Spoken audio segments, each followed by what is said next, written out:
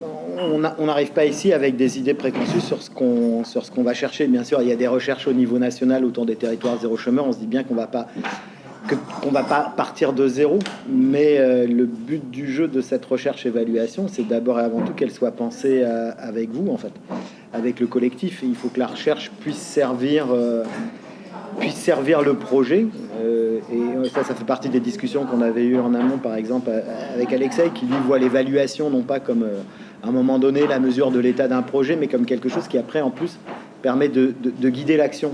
Quand on sait ce sur quoi on va travailler en termes d'évaluation, ça permet d'être attentif à des points, par exemple, que grâce à des échanges autour de ce que c'est que la recherche, les questions qu'on se pose, etc., on va pouvoir peut-être à un moment soulever des problématiques qui peuvent paraître un peu marginales alors qu'on voit qu'elles peuvent être centrales, et du coup aller travailler sur l'évaluation de ces points-là, comme par exemple le bien-être au travail et ces différentes dimensions, etc., peut permettre après concrètement aux acteurs de terrain de se poser différemment des questions que d'ailleurs parfois on se pose pas, mais comme nous, chacun dans nos métiers, il y a plein de questions qu'on oublie de se poser parce que on est pris par une façon de faire, on est pris par le temps, des contraintes, et je pense que c'est l'intérêt de la recherche-évaluation, par moment s'arrêter déjà pour voir quelles questions on va se poser, et puis progressivement de se demander si on s'est posé les bonnes questions, si on a les bons moyens aussi d'essayer d'évaluer les choses qu'on veut évaluer. Et donc c'est un mouvement permanent.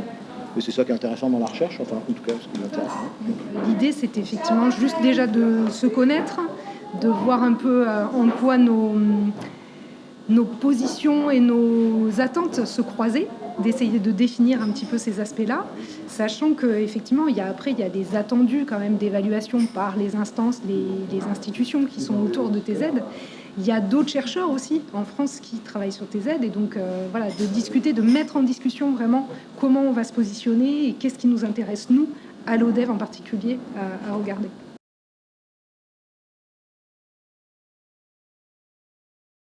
Non, il faut que ce soit un truc contrôlé par la direction.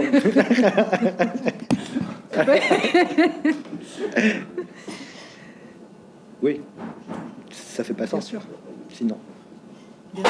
Bien sûr, c'est même...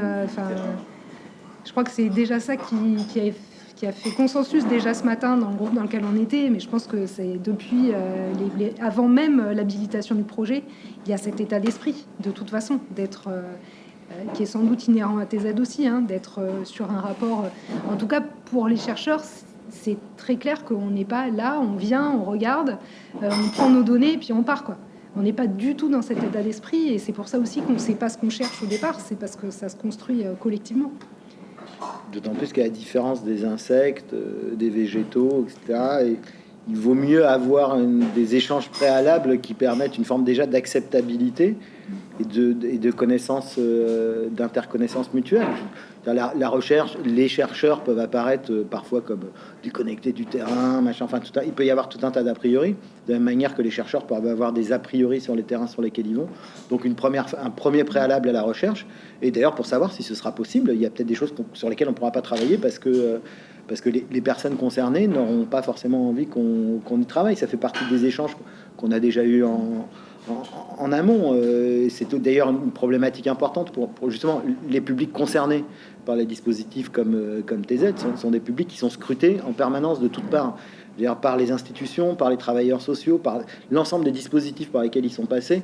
Sont des dispositifs qui ont été souvent très intrusifs dans le contrôle, et il faut surtout pas que la démarche des chercheurs soit interprétée comme une nouvelle intrusion habillée des atours de la recherche et de la science. Sinon, encore une fois, ça peut pas faire sens.